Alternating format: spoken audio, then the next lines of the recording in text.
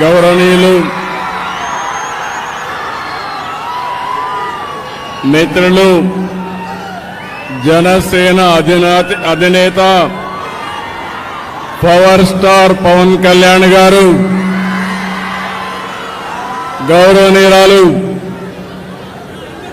ఆంధ్రప్రదేశ్ రాష్ట్ర బీజేపీ అధ్యక్షురాలు పురంధేశ్వరి గారు, వందే మాతరం, వందే మాతరం, వందే మాతరం. అందరికీ నమస్కారాలు. ఈరోజు మనం భారత దళాల పరాక్రమాన్ని కీర్తిస్తూ 175 నియోజకవర్గాల్లో 16, 17, 18 తేదీల్లో తిరంగా యాత్ర పేరుతో ఒక పెద్ద కార్యక్రమానికి ప్రజలే శ్రీకారం చుట్టారు. ఈరోజు ఇక్కడ ఎన్డీఏ నాయకులుగానే మేమందరం నిమిత్త మాత్రం ఇది ప్రజా ఉద్యమం అని చెప్పి కూడా నేను మీకు తెలియజేస్తున్నాను. అందులో భాగంగా విజయవాడలో తిరంగా ర్యాలీ మనం అందరం నిర్వహించుకున్నాం.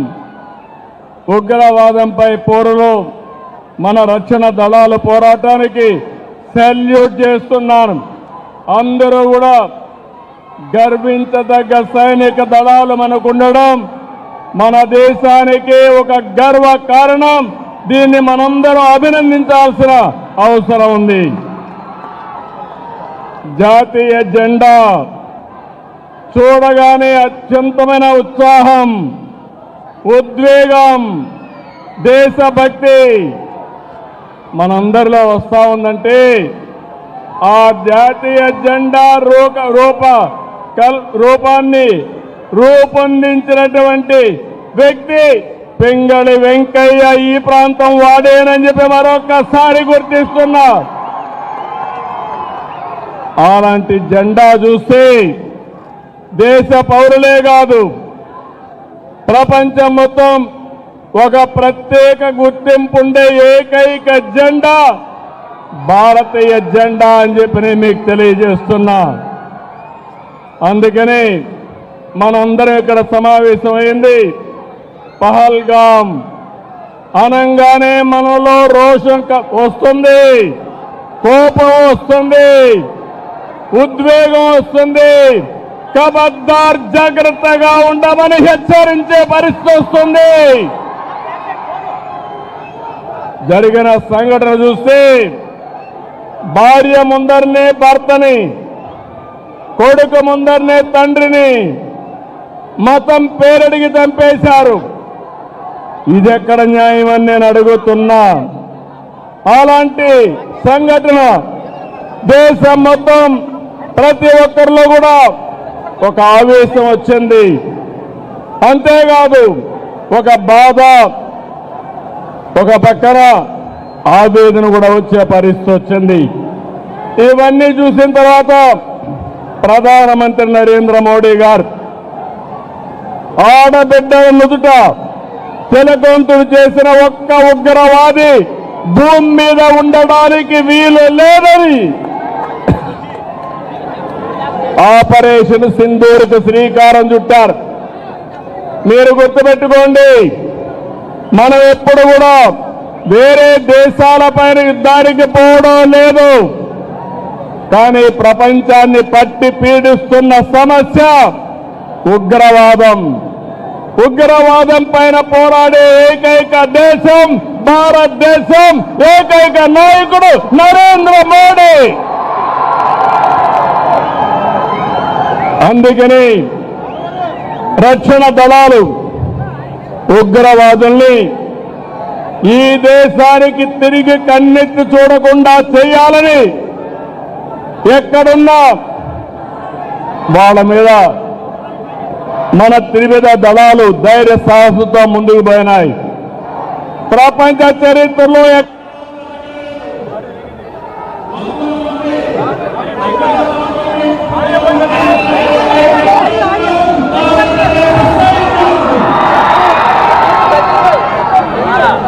Thank you.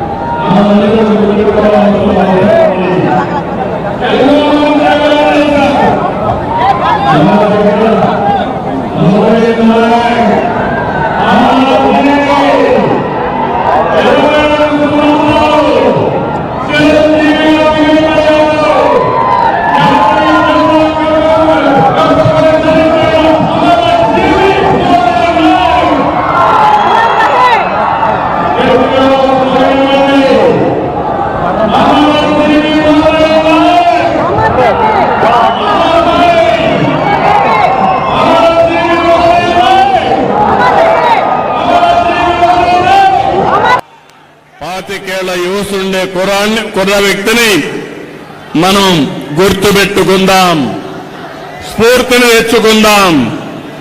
అలాంటి త్యాగదనిని ఆంధ్రప్రదేశ్ రాష్ట్రమే కాకుండా దేశం మొత్తం గర్విస్తుందని చెప్పి కూడా నేను మీకు తెలియజేస్తున్నా. అత్యంత కఠినమైన పరిస్థితులు, సరిహద్దుల్లో రాత్రి పగలు లెక్క చేయకుండా మన దేశాన్ని కాపాడి మనల్ని కాపాడుతున్నటువంటి జవాన్లకి చేతులెత్తి నమస్కరిస్తున్నా. వాళ్ళందరికీ కూడా సెల్యూట్ చేస్తున్నానని చెప్పి కూడా నేను మీకు తెలియజేస్తున్నాను. వాళ్ళు పోరాడుతున్నారు, మనం క్షేమంగా ఉన్నాం. ఈ విషయం మనం గుర్తుపెట్టుకోవాల్సిన అవసరం ఉంది. ఈరోజు మన దేశ గౌరవం, మన బలం, బలగం మన సాయుధ బలగాలే. మనం ఏమాత్రం అధైర్యపడవలసిన అవసరం లేదు. ప్రధాని మోడీ గారి సంకల్పం ఉగ్రవాదులు ఎక్కడున్నా, ప్రపంచంలో ఎక్కడ దంకున్నా వాళ్ళని తుదమెట్టిచ్చే విధంగా ముందుకు పోయేదానికి చాలా దృఢ సంకల్పంతో ముందుకు పోతున్నారు. ఈ ఆపరేషన్ లో మన సైనికుల ధైర్యం చూశాం, సామర్థ్యం చూశాం, మనం తయారు చేసుకున్న ఆయుధాలని మనం చూశాం. ఈరోజు ప్రపంచ దేశాల్లో భారతదేశం యొక్క ప్రతిష్ట పెరిగే పరిస్థితి వచ్చింది. పొరుగు దేశాల్లో ఉండే శత్రువుల గుండెల్లో రైళ్లు పరిగెత్తించే పరిస్థితి వచ్చింది. మేమెవరి జోలికి రాము, ఎవరిపైన యుద్ధం చేయం. తీవ్రవాద రూపంలో మా దేశానికి వస్తే మాత్రం అదే చివరి రోజు మీకని మరొకసారి హెచ్చరిస్తున్నాను. ఇది ప్రతి ఒక్కరి నినాదం కావాలి. ప్రతి ఒక్కరు కూడా అవసరమైతే ఎలాంటి త్యాగానికైనా సిద్ధమవుతామని చెప్పాల్సిన తరుణం ఇది. అందుకే ఈ రోజు మనందరం కూడా చూస్తే దేశానికి సరైన సమయంలో సరైన నాయకుడు, బలమైన నాయకుడు నరేంద్ర మోడీ గారు అని చెప్పి మీ అందరికీ విజ్ఞప్తి చేస్తున్నా. ఇంకొక పక్కన సరైన నిర్ణయం సరైన సమయంలో తీసుకునే సమర్థవంతమైన నాయకుడు కూడా నరేంద్ర మోడీ గారు. అదే మనం నిరూపించాడు. ఆపరేషన్ సింధూర్ అని చెప్పి కూడా నేను మీకు తెలియజేస్తున్నాను. ఎవరికైనా సంకల్పం ఉంటుంది, ఆ సంకల్పాన్ని ఆచరణ చేసి విజయవంతంగా ముందుకు పోవడం ఒక్క నరేంద్ర మోడీ గారికి సాధ్యమని మరొకసారి మీకు తెలియజేస్తున్నా. ఈరోజు భారతదేశం ఒక రక్షణ శక్తిలోనే కాదు, ఆర్థిక శక్తిలో కూడా ముందుకు పోతున్నాం. కొంతమందికి బాధ ఉంది, అసూయ ఉంది, కానీ మీరు ఏమీ చేయలేరని చెప్పి హెచ్చరిస్తున్నా.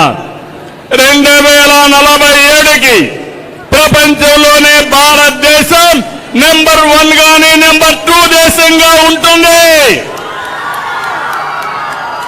ఇలాంటి కుట్రలు కుతంత్రాలు మమ్మల్ని ఏమీ చెయ్యలేవని చెప్పి హెచ్చరిస్తున్నా. తమ్ముళ్ళు, మిమ్మల్ని అందరినీ చూస్తున్నాను.